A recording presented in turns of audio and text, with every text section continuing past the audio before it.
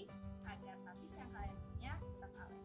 Jadi satu hal yang paling penting yaitu cara mencuci kain Nusantara termasuk kain tapis, kain tenun, dan kain soket adalah dengan cara di dry clean. Karena semakin mahal harga kain, maka semakin khusus treatment yang diberikan